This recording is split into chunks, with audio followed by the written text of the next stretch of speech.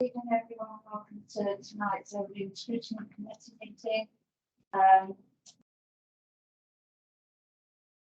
The meeting is being held in person, and obviously the COVID rules being followed. I'll move on to the agenda, and item number 1 is apologies. We have received 2 apologies, Chair, one from Councillor Rain and one from Councillor Cousins. Thank you.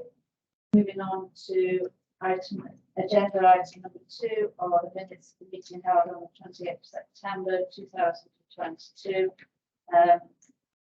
3 councillors present. Can we have the minutes recorded and accurate?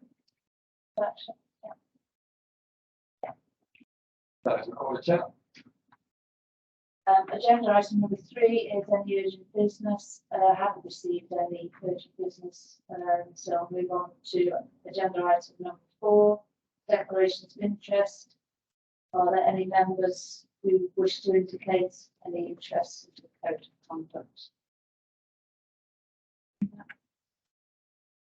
Agenda item number 5 is 2021 and 2022 statement of account. I'll hand over to Anton. Thank you, Chair. And I'll just give a brief introduction before handing over to Greg and to Gareth, who are external auditors who have joined us. So this is the annual look by this committee at the accounts. We published our draft accounts on time back in July of this year, and those accounts are going through the audit process and it's very near completion, I understand. The purpose of this session is that the accounts come to you. Gareth, I think, will go through his opinion and his statement, and then we'll be asking councillors to note those accounts before they then go off when they're fully complete for approval. That approval happens through policy and resources, and this year, as we've done in the past, policy and resources have delegated that final approval, assuming no material changes between now and then, to myself in consultation with the chair of policy and resources and all the leaders.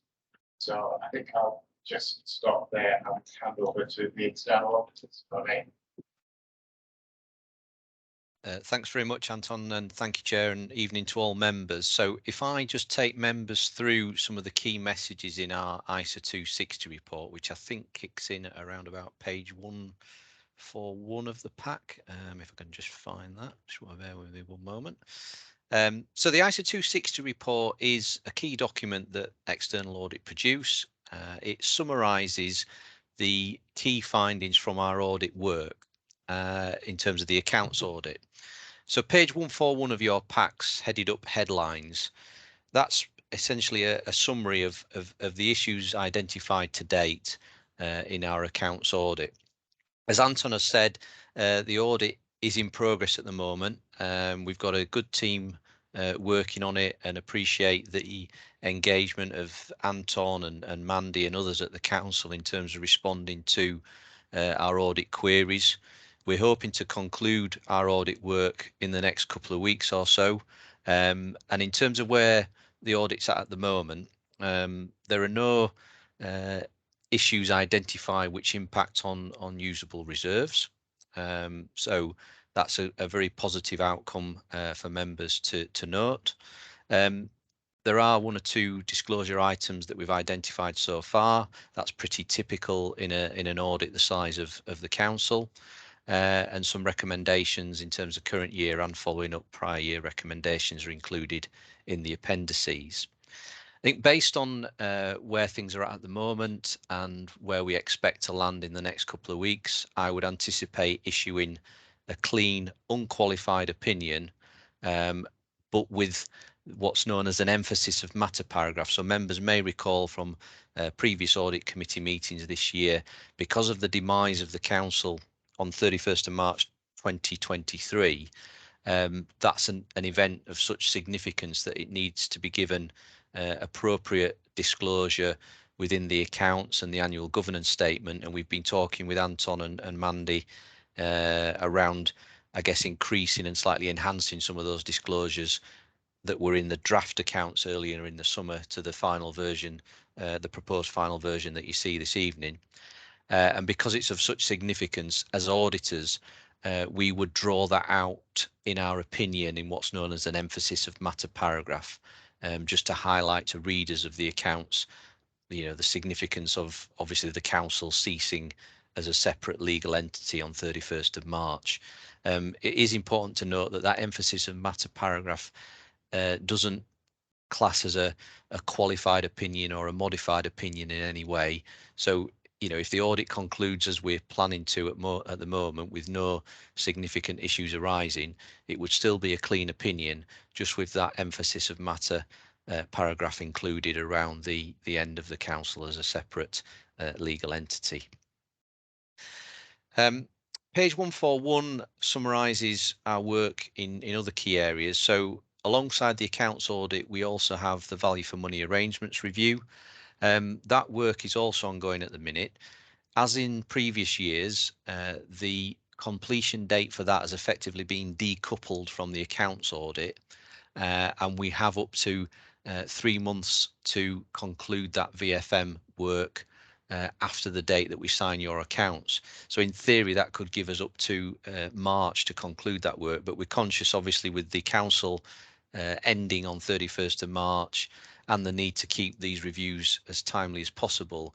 We're hoping to conclude that work in January, and if possible, get that work to the audit committee on the 19th of January if we possibly can, but certainly looking to conclude it by the end of January in the new year.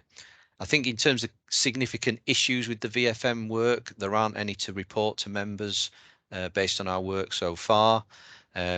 Clearly, local authorities are going through a challenging time at the minute in terms of increased costs around energy, inflation, the national pay award being over and above what most authorities were anticipating. And obviously, you've got the run up to the end of Rydale on 31st of March. So, those are the sort of themes that we will be concluding on as part of that value for money work, but there's no significant weaknesses to draw to your attention in that work to date. There were no objections to the accounts from any electors within the Rydale area, so there's no issues in terms of that. And I think it is worth just noting, Chair, at the bottom of page 142, our acknowledgement to Anton, Mandy, Michelle, and others in the finance team, and the wider people we've engaged with, including the chief executive and Elizabeth as monitoring officer. Our thanks for the engagement in the audit process throughout 21-22. Excuse me. Obviously, we know it's a challenging time within the sector, and obviously the added complications, I guess, in North Yorkshire of the reorganisation. But we do appreciate their engagement and their understanding in terms of the timing of our audit work. Excuse me. The rest of the report, Chair, relatively standard ISA 260 report. Our materiality on page 144 remains consistent with that in our audit plan back in June. Our work on the significant risk areas, whilst it remains ongoing, there are no significant issues to draw out in terms of management overrider controls on page 145, revenue recognition and expenditure on 146, the valuation of your land and buildings on 147, and the pension fund disclosures. It is important to note, Chair, that in order for me to sign off in the next couple of weeks, I do need the assurance letter from the auditor of North Yorkshire Pension Fund, which are colleagues from Deloitte. We have contacted them in recent weeks to check when that letter is going to be available, and we can't give an answer on that at the moment, Chair.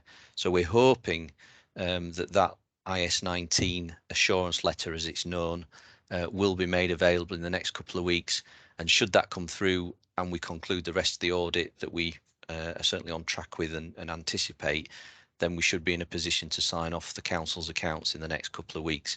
If we don't get that assurance, we'll have to hold off signing the opinion until that comes through. But that's, I guess, consistent with prior years in that we need to wait for that assurance. Page 149, I think there's a key point to draw out here. It's in line with what we flagged back in the audit plan in June, and it's around events after the reporting period in terms of demise of the council, and that's where we talk through the rationale for the emphasis of matter paragraph that I mentioned earlier, Chair. We look at your key areas of estimate and judgment. They start on page 150. It's mainly around how you value your land and buildings and the pension fund liability in terms of Rydale's share of the North Yorkshire Pension Fund. Based on our work to date, there's no issues to flag to you and other members, Chair. Should that change over the next couple of weeks in terms of concluding our work, clearly we'll draw that to your attention, Chair, but so far nothing to report.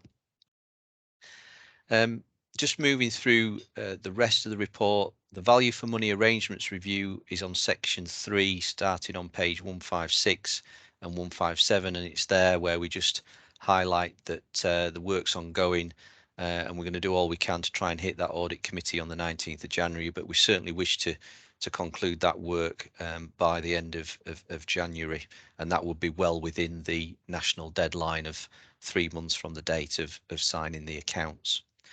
Independence in section 4 on 158, Chair, obviously very important point in terms of me being able to give you the assurances as someone who's independent and objective in our work, and I can absolutely give that assurance. We do perform 2 non-audit pieces of work at the council. These are consistent with the previous 3 years of our audit at Rydale. So one is an audit related service, which is the certification of your housing benefit claim, and that's likely to take place kicking off in December and concluding in January, and there's a £13,500 fee for that in terms of the base fee. And then there's a non-audit piece of work where the council has subscribed for the last 3 years to an analytics based system that Grant Thornton and SIPFA devised, and that's just less than £4,000, Chair. So obviously that's fully transparent and reported on page 159 of your pack. We then move into the appendices. Just the one recommendation that we raised at the start of our audit, which we've discussed with Anton and Mandy, and pleased to say that they've already actioned that in terms of enhancing the disclosure around the demise of the council. Clearly, if any other recommendations arise during the next couple of weeks, we'll add that into Appendix A and make sure we share that with you, Chair. We followed up in the process of following up our recommendations from the prior year. Management believe they've actioned those, and our work over the next couple of weeks when we conclude on the areas of related parties and debtors will confirm that indeed if it has been actioned, and again we'll update that. We'll update this full report, Chair, as we've done in previous years at the point that we sign off, so that there will be no sort of red text in the final version. 1 or 2 audit disclosure changes on page 164. Again, that list may be added to over the next couple of weeks, but nothing of significance there other than the enhanced disclosures around the new authority, the new unitary for North Yorkshire, and the end of Rydale in terms of the annual governance statement and in note 6 of the accounts. Our fees are disclosed at Appendix D, Chair, on 165. So the fee is the final fee is in line with the planned fee that we discussed back in June, and similarly no change to the proposed fees for housing benefit or the analytical subscription that I mentioned earlier. It is worth noting, Chair, that the housing benefit claim, that 13,500 is a base fee, and if we have to do what's known as 40+ testing, that's if we found an error in our housing benefit work, there would be additional fees for each of the 40+ areas of testing that we've had to do. I would say that in the last 3 years we haven't had to do any 40+ testing at Rydale. Very strong sort of audit controls and audit working papers have been put in place by the housing benefit team that produced that statement alongside Anton and his team. So we're not anticipating any additional testing at Rydale, but if we had to do, there would be additional fees to levy. Our proposed opinion is at Appendix E, starting on 166, Chair. I think the key point to note there is the paragraph at the top of the right-hand side where it says emphasis of matter, demise of the organisation. And that's the one bit that's, I suppose, unusual compared to a normal standard opinion. But as I say, it's appropriate that that's included, and it refers to disclosures that the council's now made in the accounts. The letter of representation is at Appendix F, Chair, that starts on 169. Again, one of the sort of non-standard paragraphs there, just to draw to you and other members' attention, is on page 170, Roman numeral 15 on the right-hand side, and that's around management highlighting the fact that the accounts are still prepared on a going concern basis. So even though obviously the council is ending on March 23, and that's going to be only sort of 2 or 3 months after the date that we sign off the accounts, because of the way that public sector accounting works, the fact that the services that Rydale deliver are continuing under the banner of the new unitary council for North Yorkshire, that means it's entirely appropriate to prepare the accounts on a going concern basis. So that's quite a key paragraph, is Roman numeral 15, Chair. And then finally, just Appendix G, Chair, this is just a letter from me to you to highlight that the VFM work is still ongoing. We're aiming to conclude it if we possibly can by the January audit committee, or certainly by the end of that month. But that would still be well within the 3 months deadline that the NAO has set for external audit. So appreciate I've gone through that in quite a bit of detail, Chair. As I say, the audit's well progressed. We're getting a lot of good level of engagement from Anton and Mandy and the team. We're hoping to conclude that over the next couple of weeks and then conclude the VFM work in January. So I'll pause at that point, Chair. And obviously, if there's any questions, myself or Greg will try and answer them. Thank you very much, Chair. Thank you. Are there any questions? Councillor Ross. Thank you very much indeed for your reports. You mentioned the pensions. I don't know whether it's appropriate for that to answer this actually, but I noticed that there was a drop in the pensions on page 17 of the initial report. But pension liability shown on the balance sheet decreased, but I was unsure as to why that was. There was another explanation about the reserve being at the same principle, but I didn't understand why that had fallen. I don't know. Gareth mentioned the pensions on clothes then. Just have a look at that. Yeah, I mean, what I would say, Councillor, whilst if I may, just coming in before Anton responds, I think the decrease in the liability of the pension fund that we've seen at Rydale is consistent with what we've seen across the sector this year. So, there was I suppose up until the end of March 22, an improved sort of return on assets across the local authority pension funds, which has resulted in an improved position from an accounting point of view. So the fact that the North Yorkshire Pension Fund's deficit has reduced, and consequently Rydale's proportion of that is consistent with what we've seen elsewhere in Yorkshire and indeed the northwest and across the country. So the movement is significant, but is consistent with what we've seen elsewhere.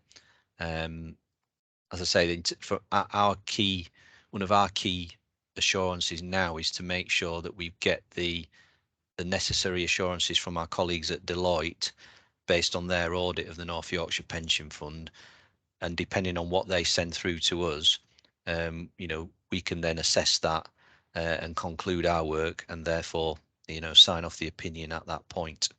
I don't know if Anton wanted to add anything specific on North Yorkshire, but hopefully that helps in terms of a bit of context. No, not really. Thanks for that. It is, as you say, we've seen generally in pension funds across the country reducing liability. Be good. And yeah, I think that's it.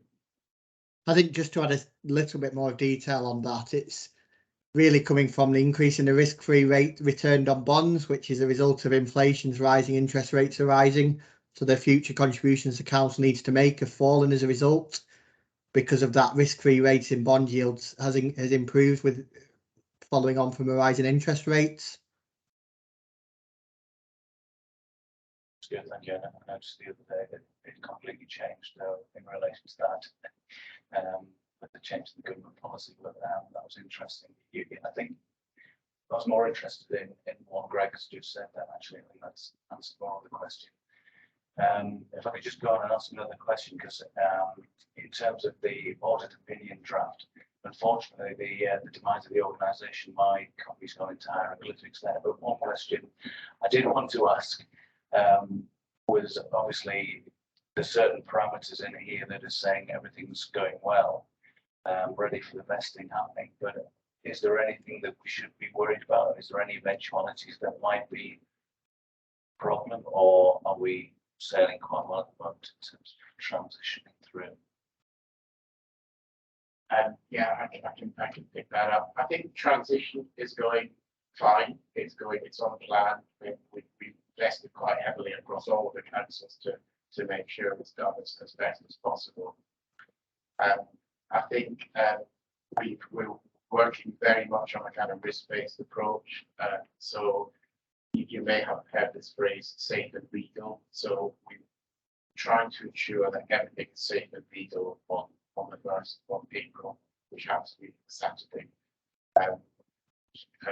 Confuses things, complicates things rather, but so that risk prioritization is very much meant that there are some things that we would like to do that we probably won't do for the rest of April, but actually that's something that can happen afterwards. I think the biggest risk to us all is just resources. The current economic situation, the budgets, that's something, as we've seen, it's having an impact on councils at the moment with tighter scrutiny of all spending decisions because of all problems that are being built up. So this, again, we're not waiting until vesting day to address that. I'm heavily involved in some of the budget work, putting all the budgets together.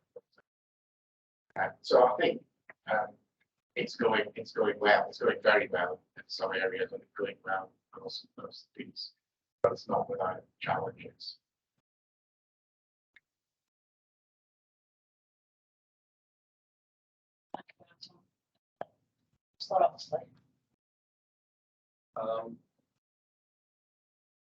Given my track record of these two issues, Gareth, it won't surprise you.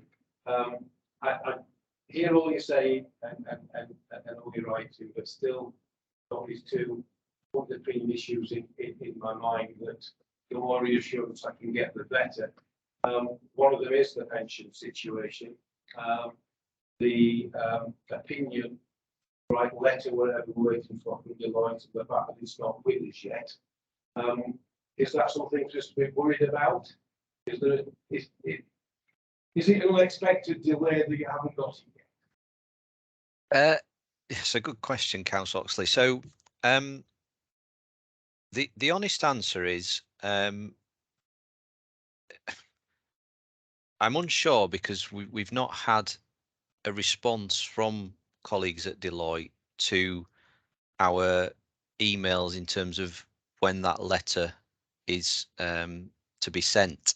So it doesn't just impact Rydale. We've obviously got another we also audit the National Park Authority in North Yorkshire, so it's relevant for two of our audits, and there are, you know, a number of audits in North Yorkshire at the moment that need to take receipt of that letter. I'm working on the basis, just from a Grant Thornton point of view, that letter should be available by the end of November. I know certainly we've issued our IS 19 assurance letters in terms of ones that I'm familiar with across the north you know, sort of starting at the end of October through this month. So I'm hoping that that will come through. I think what is important though is that my team and Anton's team conclude everything else on the audit that's in our own control, and then we can deal with that letter as and when it is received. So, you know, it's important that my team continue the momentum, and I know Anton and his team are doing likewise in terms of responding to our queries, that we get everything that we're responsible for, as in Grant Thornton and the Rydale finance team, we get all that concluded. And then hopefully, you know, the assurance letter will come through. I think it's worth noting that when that assurance letter comes through, obviously we need to assess it and analyse it. It's not just a case of, you know, that letter's here, great, we'll stick it on the file and we can sign off. We need to, you know, do a decent review of that letter to see if there are any implications for the Rydale audit, because the auditors of the pension fund will be working to a very high level of materiality. And clearly the materiality at Rydale is, well, just over £500,000, as you've seen in our report.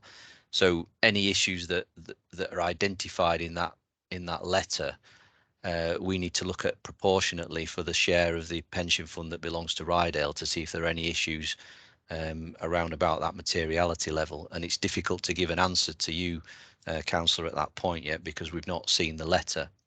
So, you know, past experience would suggest that that letter, you know, is relatively straightforward, and there's no sort of showstoppers or deal breakers, as we refer to in audit, contained within the letter based on previous years. But obviously we don't know that for 21-22 until we've had receipt of it.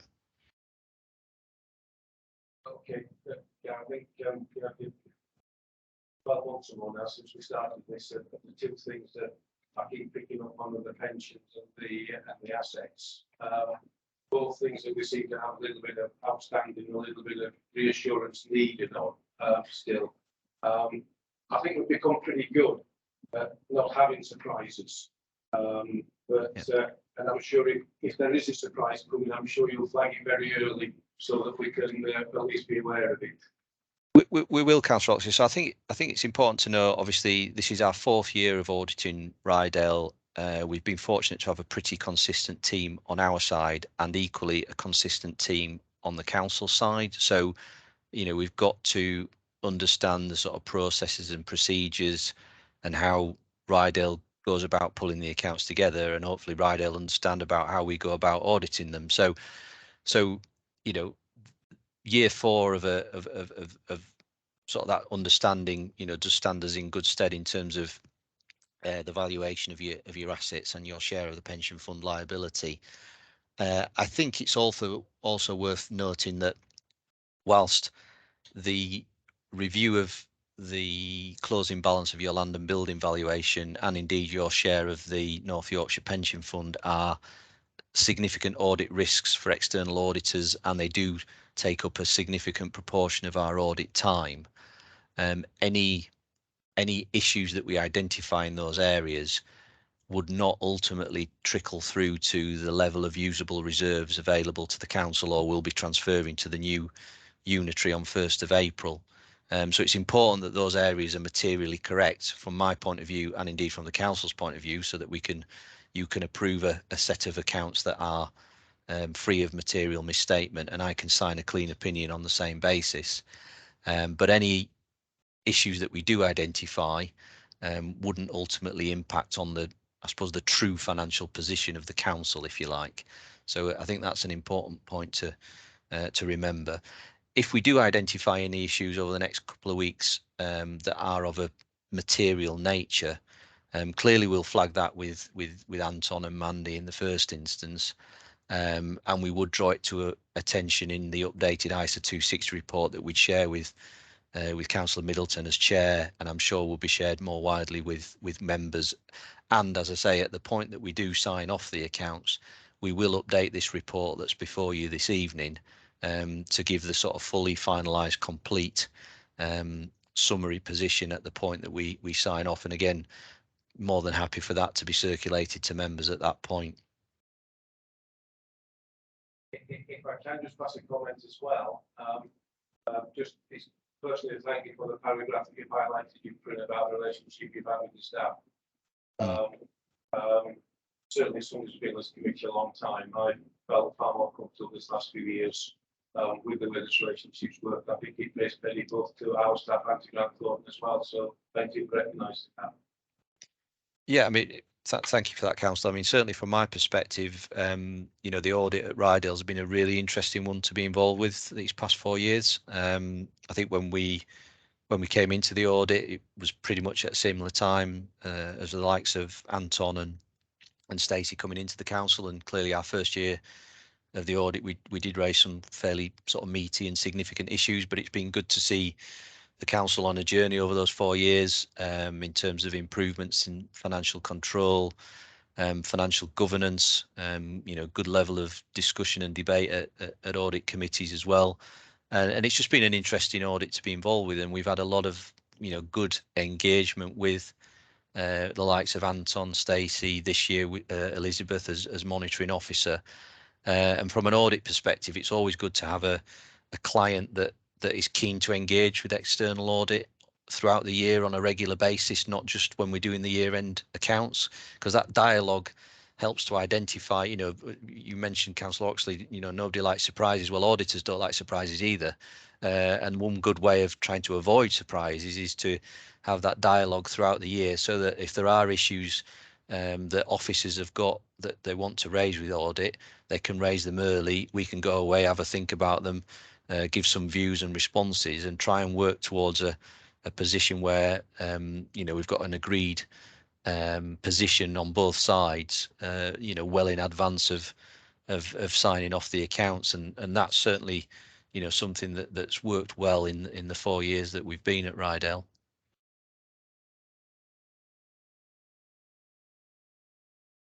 Gareth, I just need to bring it to your attention that there's only 2 agenda items on the January meeting, so we were considering moving them to the February meeting on the 16th. Would that be all right with you? It would, Chair, if I'm honest, because obviously we don't just have Rydale's audit to deliver. We've got a number of local authorities that we're trying to conclude at present. And as I say, the VFM work, we were, you know, going to pull out all the stops to hit the 19th of January. But I do think, you know, the end of January is, you know, absolutely achievable, and therefore we could agree it with Anton and management at the end of January. Also, the housing benefit review at the end of January, and we could essentially report everything through to the February meeting, because by then, well, we should, the accounts will have been signed, hopefully the next couple of weeks, depending on that pensions letter. The housing benefit should have been concluded, and the VFM work will have been concluded, and we can report all that into February's meeting. So that would absolutely work for us, Chair, if Anton's comfortable with that. Okay, thanks, Gareth. I think Anton's nodding his head as well. Is there any further questions? Councillor Wass.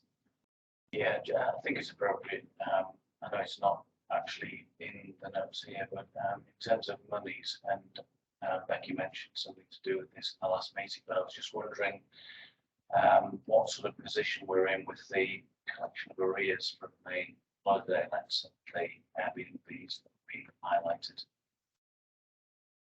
If anybody can give us some sort of information.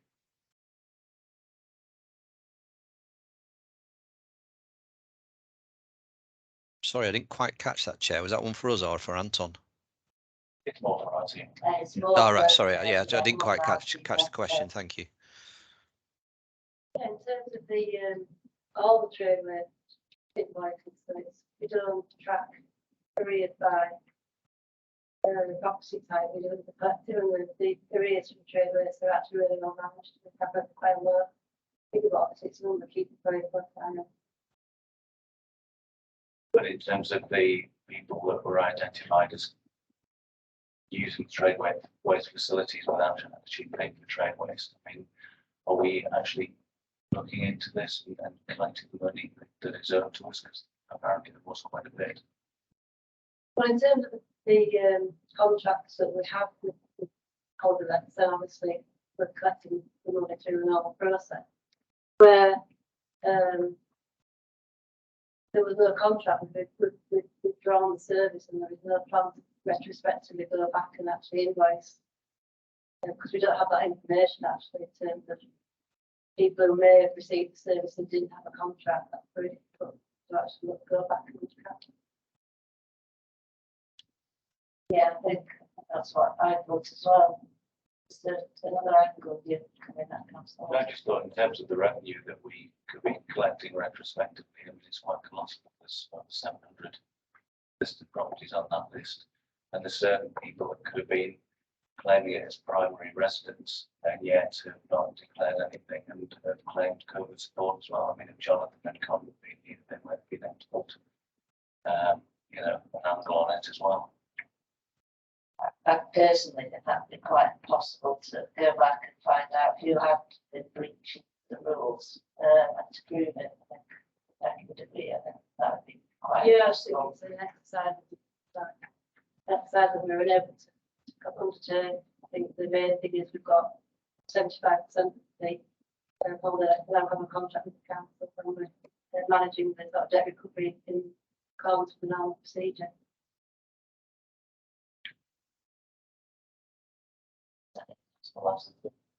Any other questions? No, well, thank you, Gareth and team. Thank you, Anton.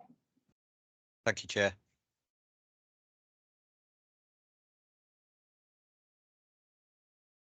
Recommended that members note the 21-22 statement of accounts, Appendix A, including the annual government statement, note the external auditor's audit findings, ISA 260 document Appendix B, and note the proposed letter of representation, pages 31 to 33 in Appendix B. Can I take that by general affirmation? Councillor Porter.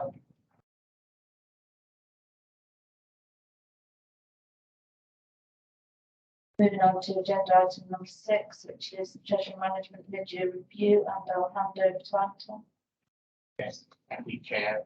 So this is the normal mid-year review of treasury management. It wasn't so long ago that we were looking at the end of the year, previous financial year position. And I highlighted in that report some of the things that were happening that has been alluded to today in Grace, for example, points out the impact of pensions, but changes in interest rates, things and investment income are the main story of this year's big review. So there's nothing surprising about this, nothing out of order in terms of where we are so far this year. But to note that, and again, we noted this in the Q1 and Q2 reports, that investment income is much higher than we budgeted. It's actually getting even higher now because interest rates go up and up. So we're now looking at potential income of £500,000, and that compares with a budget of £80,000. So that's significant, and that helps the revenue again. Of course, there's another side to that, in the fact that cost of living is going as well, so that's impacting on our costs.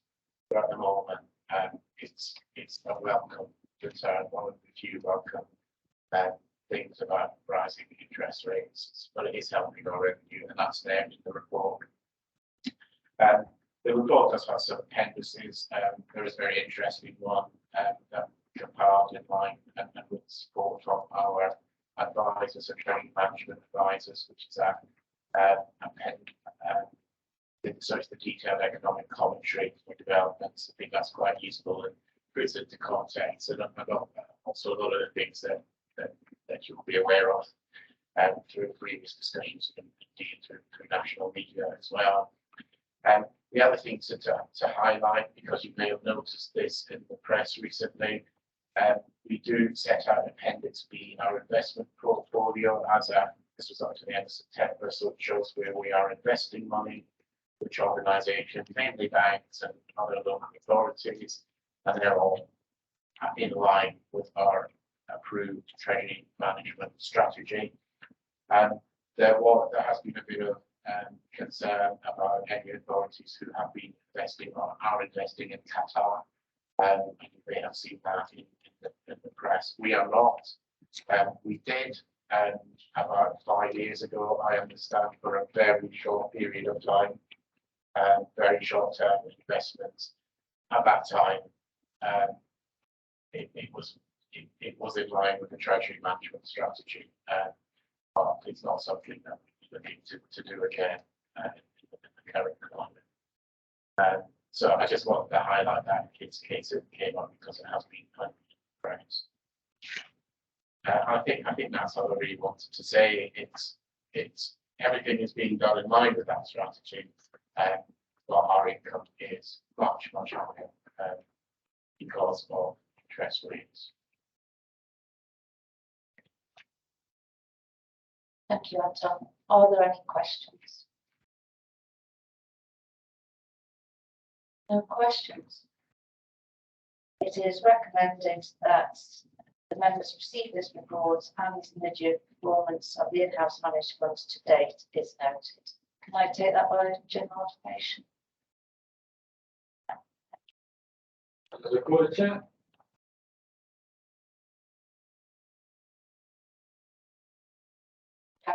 I'm not sure. Are you going to be leaving the meeting, or are you hanging in there?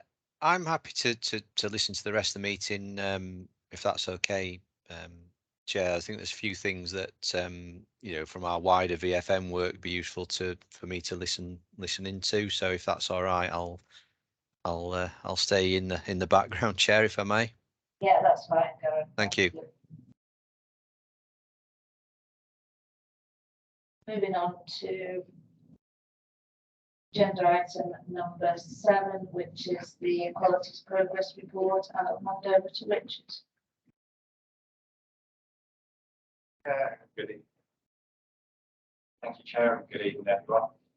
So the first report I've got for you tonight is the Equalities Progress Report. So this is a review really of the progress made against the Equalities Action Plan over the start of this financial year.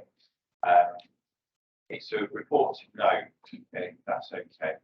So we've got a number of things I just wanted to flag with people. We've made significant progress on the delivery of the Equalities Action Plan, in particular around sort of engagement with the public work that we've got with the Commonplace platform, which you may be aware of, sort of opportunity for residents to be able to provide feedback to various different questions and topics that are important to the council. So that's going particularly well. We flagged that within the report. The changes to British Sign Language, which is now recognised as a language of its own right, we've actually held some sessions with staff to raise awareness of this, what that actually means, what the impacts are around sort of British Sign Language as its own language, but also about how we can do more engagement with the deaf community. So again, we've sort of done some work around that over the last few months. In terms of furthering equalities work, we've made sure that all the service plans contain reference to equalities works. We're looking at what individual service areas are doing, and that means we've got a great to understand what's happening on the ground, how the individual services are engaged with their communities, customers, and how they're actually developing insight and knowledge about who their customers are. I think that's pretty much everything that I need to cover on this report, but obviously I'm very happy to take questions.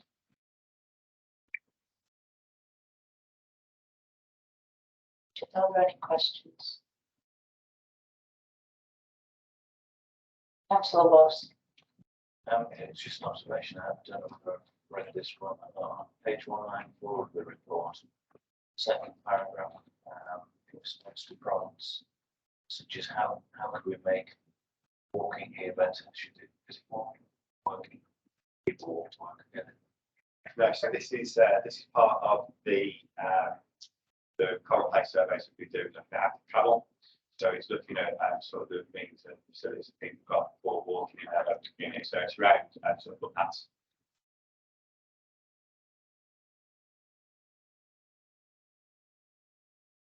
Absolutely. Specific of the maps. the councils that will not walk. I get feedback from the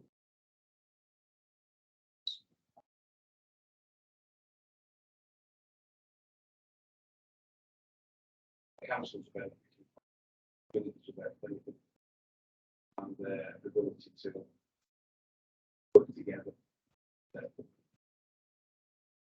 I think that's, I mean, what is a lot of upside, I think. What feedback do we get from the other agencies? And how do we report that? Should we report it? Is it something we want to be making?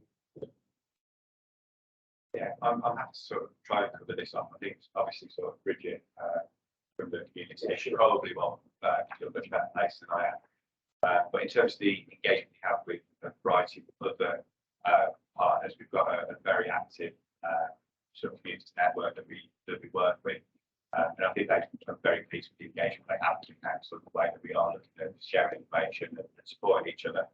Aware that it's not always feasible for us to do everything. It's about sort of those partnerships and networks. So I think the feedback will probably be very, very similar, but it's something that we can follow with Bridget to get sort of more specific feedback on that, if you like.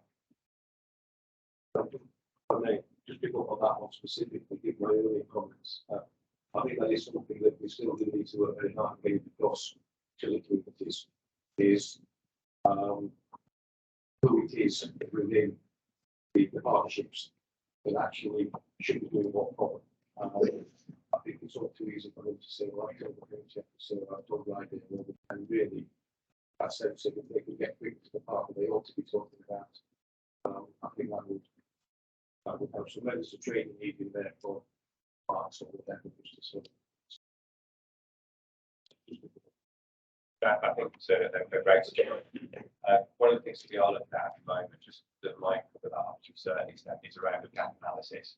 So we're actually looking at what services are available locally and how we access them. So we're doing a piece of work that's looking at that kind of data. So it's certainly something that we can develop with that moving forward as well.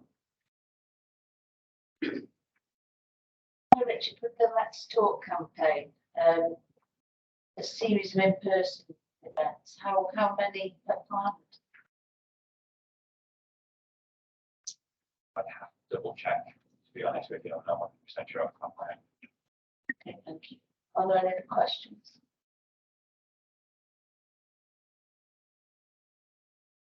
No further questions. Thank you, Richard.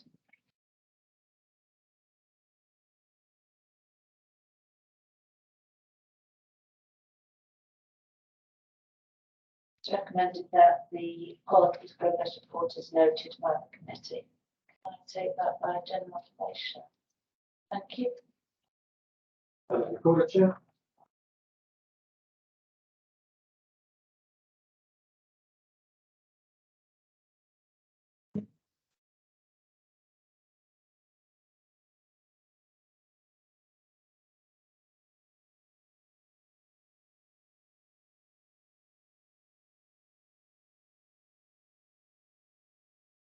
Moving on to agenda item number 8, which is delivering the council plan quarter 1 and quarter 2 update, and that's back to Richard. Thank you. Thank you again, Chair. And again, there's a report to note. So this time I've got the update in relation to quarter 1 and quarter 2 performance. The reason we've done it this way is we previously presented the quarter 1 report with the request to come back with information regarding those areas that were out to target for 2 consecutive months, 2 consecutive periods even. What we decided to do is it made sense to incorporate quarter 2 into this, given the translations meetings we had, and making sure this information is shared with members. So what I wanted to draw your attention to first of all is around the quarter 1 report, and we had 3 indicators that were flagged as outside of target. They were the prevention of homelessness through advice and proactive intervention, number of empty homes brought back into use, and staff searches completed within 5 working days. In all 3 cases, we had a look at the actual statistics, the KPIs that are used to measure them, and made some changes. In terms of the prevention of homelessness through proactive advice and intervention, there's very little difference between quarter one and quarter two findings. When we previously presented this to a bid that potentially with the economic crisis that we're in at the moment, that we'll see an increase in the case that come forward as presented to folks. What we see is actually that's increased by one in between quarter two and quarter one and quarter two. So we're not seeing that huge increase that we were expecting or sort of potentially seeing at the moment. That's not saying it's not going to happen. But what we wanted to flag is that we looked at this one. It's something that is largely out of our control. So what we've done is removed it as a KPI, key performance indicator. We just used it as a tracking one, and that means that we can probably be a little bit more responsive and flexible rather than having a set target of 35 that we're working towards. So at the moment, just need to flag that one. The next one was the number of empty homes brought back into use. The reason that this was our target, we've got an annual target of 6 across the year of bringing empty homes back into use. That's only based on that we've actually got a significant intervention on. So it's usually where we have financial input from the council to bring those homes back into use. And it doesn't actually reflect the work that's undertaken at a much lower level to get empty homes brought back into use. So again, we've changed this one to look at more of that sort of empty homes indicator. To just give you an example of this, the number of properties that meet the criteria is more than 388 in quarter four of 2021-22 to 360 for quarter one 22-23. And I think that reflects much better on the work that the council officers are doing to get those empty homes back into use. So obviously it's hopefully a little bit more meaningful indicator for members to understand rather than just have now exchange about this. The only one that we've got then that was out of target in quarter one was standard searches completed in 5 working days. When we spoke with the team about this one, it's not actually a statutory return. The statutory return is the search completed in 10 working days. So this was used as an internal target. So therefore, it made sense for us to remove that from the dashboard, given that actually the statutory target is the one that we're reporting well within that performance anyway. So this was just an internal measure that they used internally. So that gives you an update in terms of where performance has changed from quarter one to quarter two on those areas that were out of target in quarter one. In quarter two, we've got a number of issues we've identified where we're outside of target or within tolerance levels.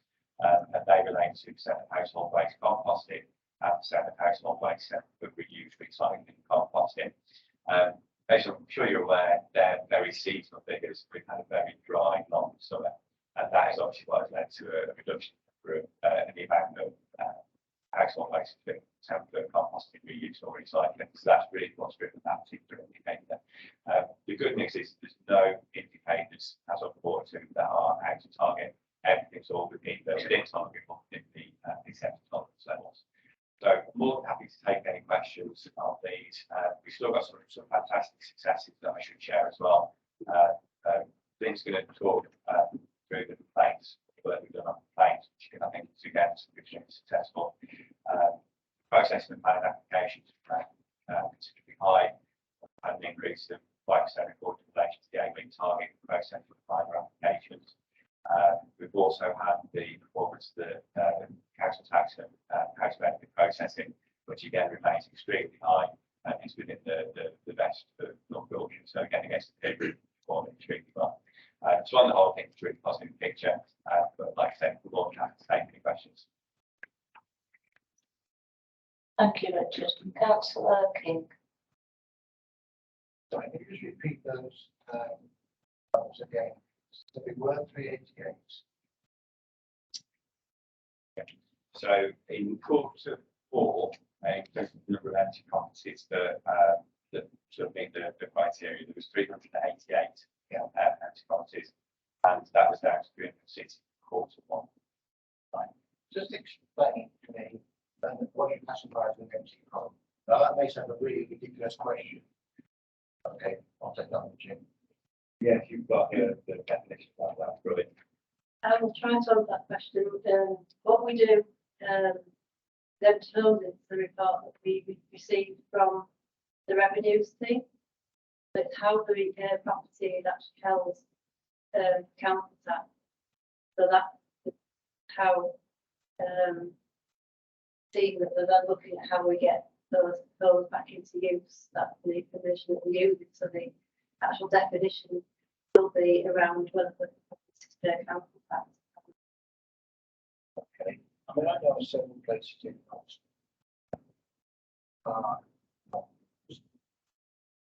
They can have the money.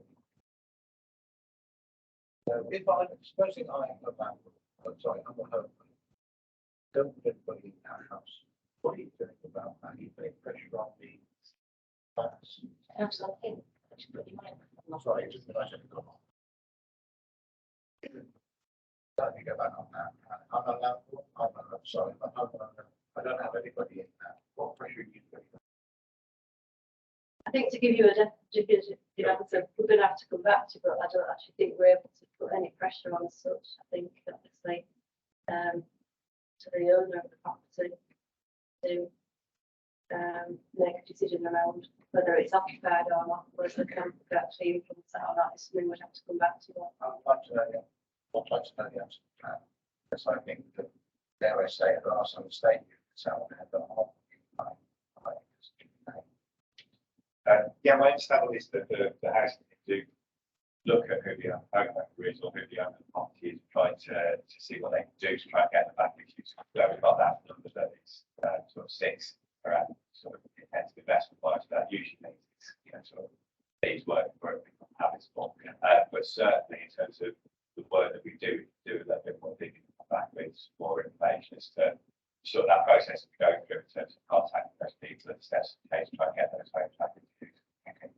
You may not know the answer to this, but geographically, the neighbours generally dotted or are they very. I think it'd be a good question to ask, and certainly a good piece of research for us to obtain. Okay, thanks very much. Councillor Oxley. Thank you. Just picking up on that, given that it's revenue driven through council tax, the only way you would get that is a number there, was if there was straight council tax from that one.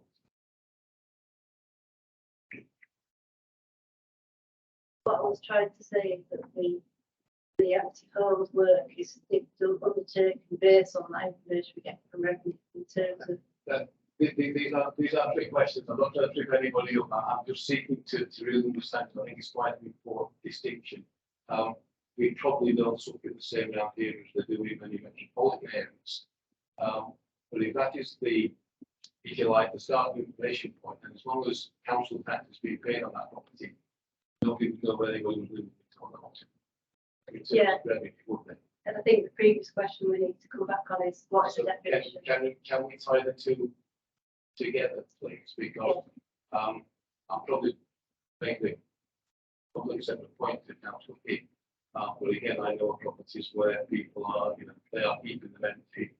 Nobody knows because they're paying the council tax and they're very happy to, because the value of the property is going up more than the council tax is paying. Yeah. On that point, that it's private ownership, there's nothing that you could do anyway. I think it would be information worth having. Because I think the way things are moving, I think then there will come a time when we can do something about it. I'd just like the information as much as we possibly can, so we can clarify what we can do something about. Yeah, I'm just aware that we're running out of time and the staff have got a lot of work to do, and it's just sort of asking them to do something when we're not going to be able to do anything about it. I just don't know if there's much point in doing it. I'm not going to go to stake on it. But the issue is something that needs to be asked. Let me just leave it like that with all the councillors here. That's okay. Yeah, I take your point that it's late in the day now, but I just wonder whether we should be giving the household the owner an incentive. I mean, 362 plus what council is talking about could be 50% or whatever on top of none of us know that. I just think absolute incentive for again today.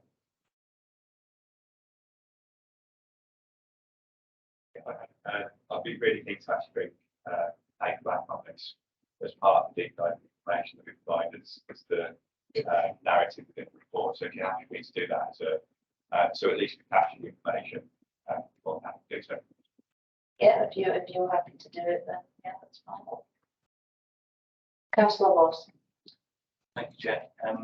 Richard, please don't take this question the wrong way. Initially, you said that 3 of the indicators weren't in the right sort of area, and you changed the way in which you were looking at things. Now, you know, obviously, if things aren't going well, it's quite easy just to think, well, rather than solve the problem, we'll change how we measure something. But could you just embellish what you meant about that? Yeah, so I mean, going back to the one we had with the planning, for example, where it was a target of 5 days. It's not a statutory time. So when we've actually looked at the information we've got, it didn't feel like it was the right thing for us to measure when we're measuring both 5 days and 10 days. So 10 days was in there, was within target. The 5 days was just using internal measure to say how it is that we're actually getting on within that interim period. So again, just to try to simplify the information we've got, it just makes sense to remove that one from the data because it's used as an internal measure more than anything. The homelessness one, again, it wasn't really a statutory recording for that one. And to have it as a target when it would dictate to by what's happening outside seemed a little bit up there. So it was actually, can we introduce that as a tracking one? So that we're just looking at the numbers that are coming through, we can see some of the trends that are happening rather than looking at the KPI, are we in target or out of target. So again, it was just about actually what is the value within the indicator that we've got. And then the third one, I just have to remind myself what that was. So I'm researchers. The third one was that number of empty homes brought back into use. And I think by the discussion that we've had tonight, I think it probably makes sense for us to change that one. So we're looking at those empty homes we've got rather than just those that we've actually had the intensive support on. So again, I agree with what you're saying. It's more about us sort of understanding our own data and actually are we using it the right way. And that's why we've updated the KPIs accordingly. Are there any other questions? Councillor Oxford. After an interesting question because it is, I guess my question is, all these things are going in the right direction. We seem to be much better on these things now than we have done for some time. At a time when we are taking a lot of good reorganisation, everybody's working their fingers to the bone. There's not enough resource anyway to do all this work, and these things are getting better. Are we employing superhumans? Are we just being incredibly smart, or are we just being incredibly good? And it isn't to all degrees. It's a secret. It goes right the way across. I could reflect it again when you speak again. I just find it, you know, these things all going in the right way. I would expect it would be a real issue to do. Are we just making smarter? Is it the technology? Is it the systems? Or is it just we've got brilliant people working incredibly well? I mean, if that's the answer, then please tell us. Especially tell us along the lines. I mean, to be honest, actually, I mean, it's very difficult for me, I think, to provide that because I've only been here sort of 6 months myself. I think as someone that's come into the organisation, I think you can see that people are very dedicated to what it is they're doing. I think we do have some fantastic staff, and I think that's starting to show through the indicators. I think people are probably a lot more aware of performance. I certainly get that impression that that's what's driving a lot of people in a lot of instances. And that's just through the conversations we've had when we do the service planning with them. People are much more aware of what their KPIs are. That might be focusing the mind. But to answer your question, I think there's probably a whole myriad of different things that are contributing to that. I think sort of the services themselves want to be in the best possible position when we go to LGR. And that might be encouraging people to sort of work smarter or harder or that. So I think that's my impression of sort of relatively new, but I don't know if you've got sort of probably a little bit more insight or sort of seeing how you could think about it. I think I'll just have to say that, you know, we're always looking at improvements in our practice and procedures and to drive performance, and business as usual is a priority for our farm staff, show them the performance, and just echo what Richard said as well in terms of just lots of different factors here, but obviously our council plan priorities are what we're all trying to achieve, and this demonstrates that really well. Thank you. Everyone, any more questions? No. It's recommended that the committee notes the Q1 and Q2 performance reports. Can I take that by general information? Yeah. Councillor Cornicher.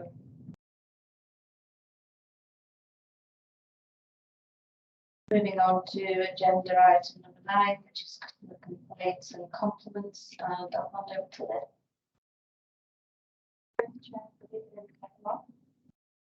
This report provides an update on customer complaints and compliments received into the end of quarter 2 from July to September.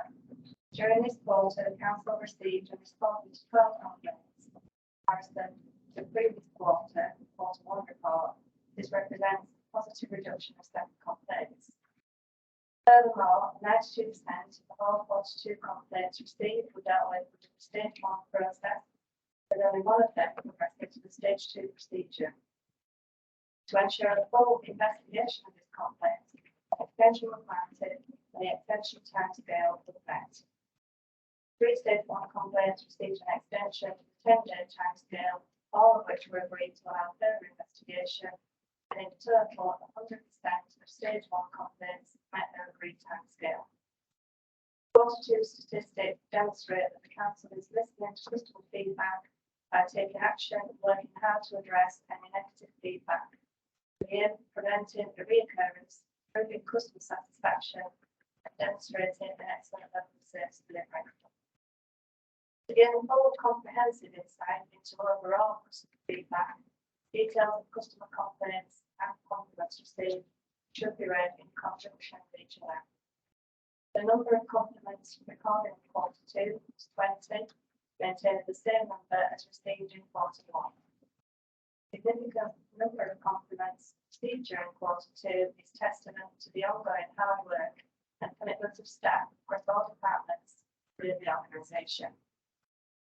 Many of the compliments received are to thank staff for their good, helpful and knowledgeable comments, while others highlight support and expertise in applications and being signposted to the correct departments meet a diverse range of needs. A detailed analysis and breakdown in complaint topics, timescales and outcomes, and breakdown of compliments found at Appendix A. Significant increases in workload due to local government reorganisation has a substantial impact on staff and resources. However, this report does highlight that teams across all services continue to work hard to meet the needs of the communities throughout Wider and to improve customer satisfaction. Thank you. Thank you, Lynn. Are there any questions? There doesn't seem to be any questions, Lynn. I think everybody's quite happy with the lessening of the complaints and all the good compliments we've had, really. So I think everybody's working hard. Thanks for all your work. Thank you.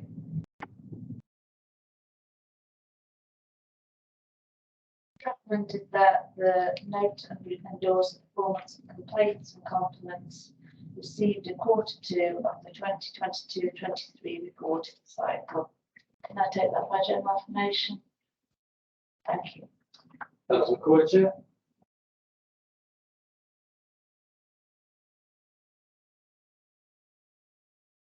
Moving on to agenda item number 10, which is decisions from other committees.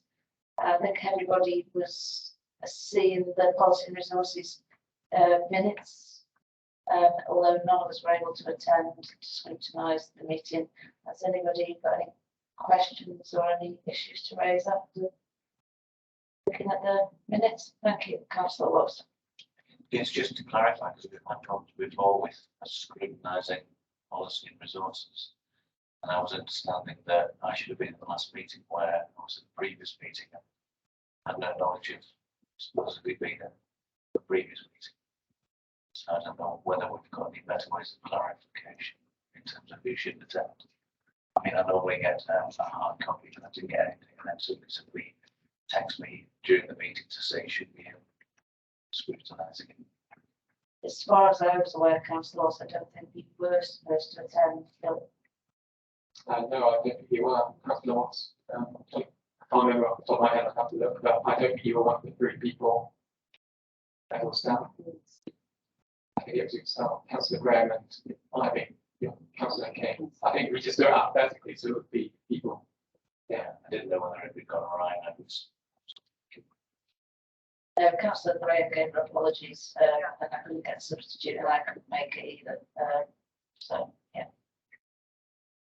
I think it's just an issue with the speed. So few of us now that obviously it's going to be the times that somebody can't attend. Okay.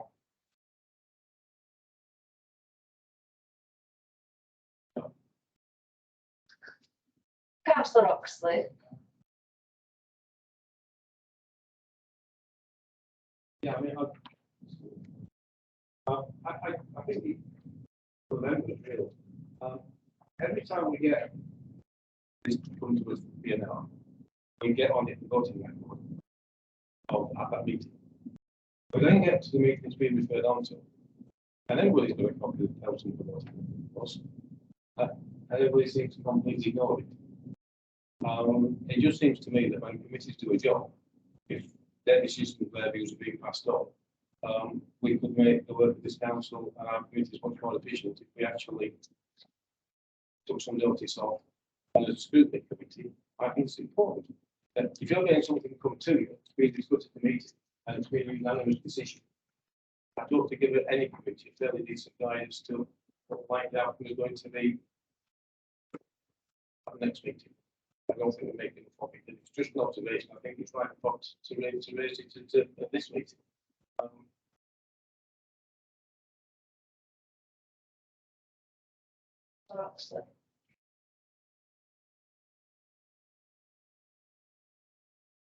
Moving on to agenda item number 11, which is the overview of scrutiny forward plan. And Elizabeth. Thank you, Chair.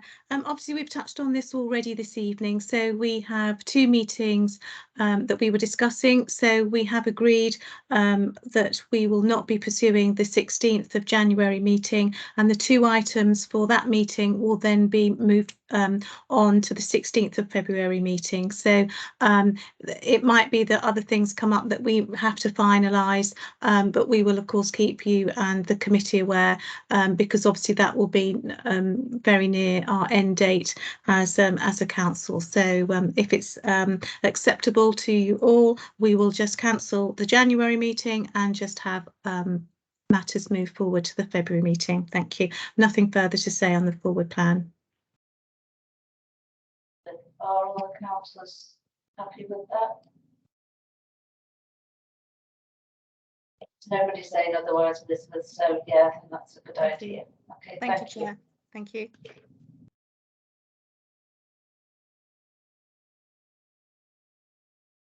Agenda item number 12, there's no other urgent business. Thank you for attending, thank you for all your work, and good night. Thanks very much, Chair. We'll see you in February. Thank you. Thanks. Bye.